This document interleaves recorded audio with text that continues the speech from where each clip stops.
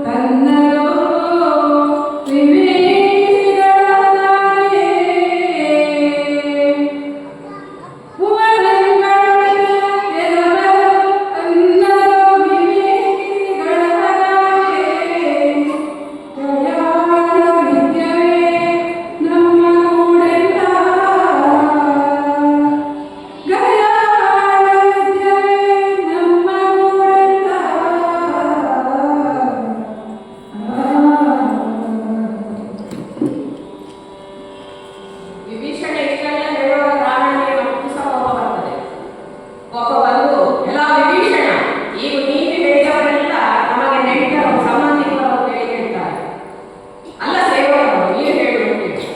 ಈ ಲೋಕದ ಒಡೆತನ ಅವರದ್ದು ಅವರದೋ ನನ್ನದು ಅಂತ ಹೇಳುವಂತ ಪ್ರಶ್ನೆ ಹೇಳಿ ಯೋಚಿಸಿ ಹೇಳು ನನಗೆ ಅಂತೇಳಿ ವಿಭೀಷಣನಲ್ಲಿ ರಾವಣ ಹೇಳ್ತಾನೆ. ನೀನು ಅಂಜು ಹುಡುಗ, ಆದ್ದರಿಂದ ಹೀಗೆಲ್ಲ ಕಥೆಗಟ್ಟಿ ಹೇಳ್ತಾ ಇದ್ದಿ ಎಂದು ರಾವಣ ಗರ್ಜಿಸುತ್ತಾನೆ.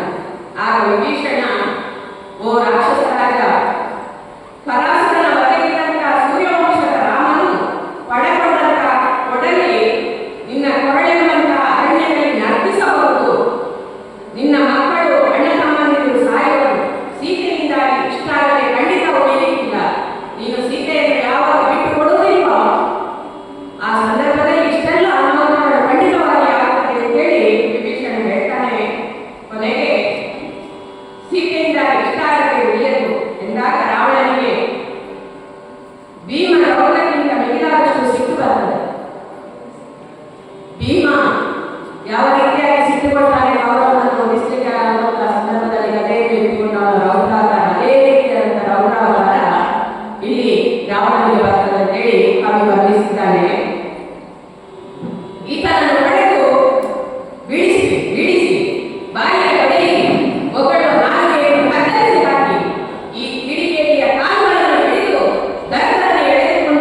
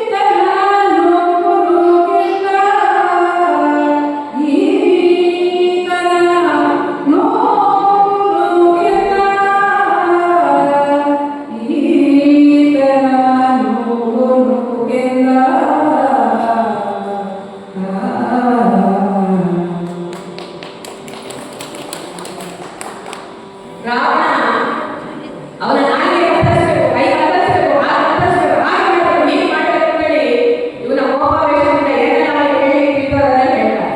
ಆದರೆ ಏನು ಮಾಡುವುದು? ವಿಭೀಷಣ ಯಾರು? ತನ್ನಬ್ಬೇ ಹೊಟ್ಟೆಯಿಂದ ಬಂದವ, ನನ್ನ ಬೆನ್ನಿಂದಲೇ ಬಂದಂತ ನನ್ನ ತಮ್ಮ. ಹಾಗಾಗಿ ಇವನನ್ನು ಕೊಲ್ಲೋಣವೇ? ನನ್ನ ಅಮ್ಮನ ಹೊಟ್ಟೆಯಲ್ಲಿ ಬಂದಂತಹ ಸಹೋದರನಲ್ಲವೇ? ಆ ದಾಕ್ಷಿಣ್ಯಕ್ಕಾಗಿ ಇವರ ನಾಲಿಗೆಯನ್ನು ಕತ್ತರಿಸಲೇ ಅಪಖ್ಯಾತಿ ಬಂದು ಬಿಡಬಹುದು. ತಮ್ಮನ ನಾಲಿಗೆಯನ್ನು ಮಾಡಿ ಕತ್ತರಿಸಿದಾಗ ಎನ್ನುವಂತಹ ಒಂದು ಅಪಕೀರ್ತಿ ಲೋಕದಲ್ಲಿ ಸೃಷ್ಟಿಯಾಗಬಹುದು. ಹಾಗೆಯೇ ಮಗ ಇಂದ್ರಾಣಿಯನ್ನು ಹೇಳ್ತಾನೆ, ಏನು ನೋಡ್ತಾ ಇದ್ದಿ? ಇವನಲ್ಲಿ ಮಾತಾಡಿದ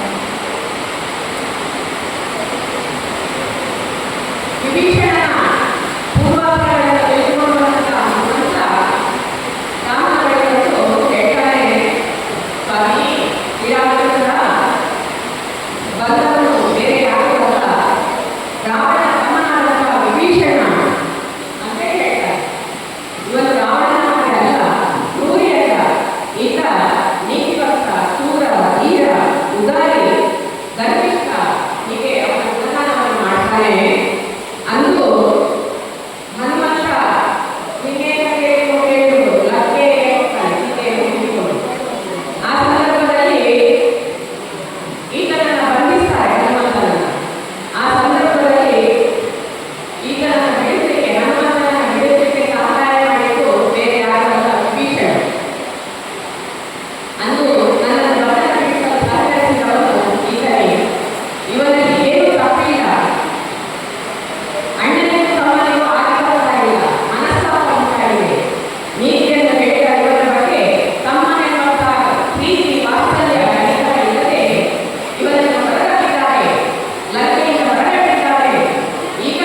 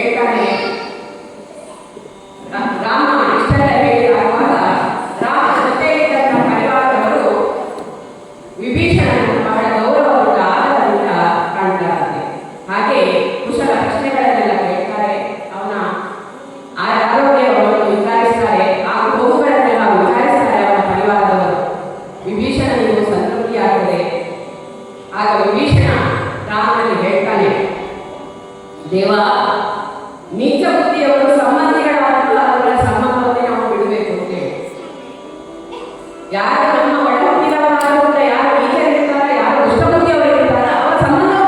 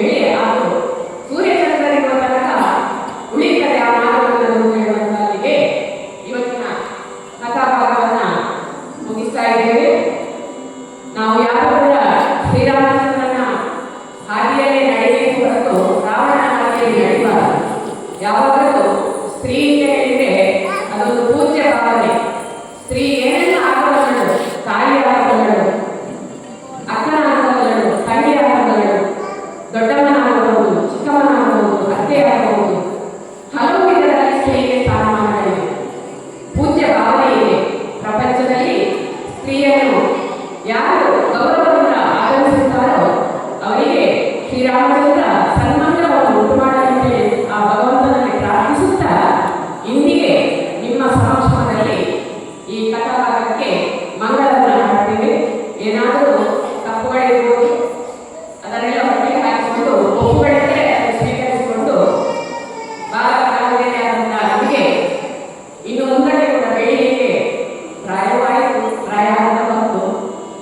ಹಾಗಾಗಿ ಇನ್ನು ಯುವಕರು ಯುವತಿಯರು ಮುಂದೆ ಬರಬೇಕು. ಈ ವರ್ಷ ಕೆಲವರು ಬಂದಿದ್ದಾರೆ, ಅದು ಬಹಳ ಸಂತೋಷ ನಮಗೆ.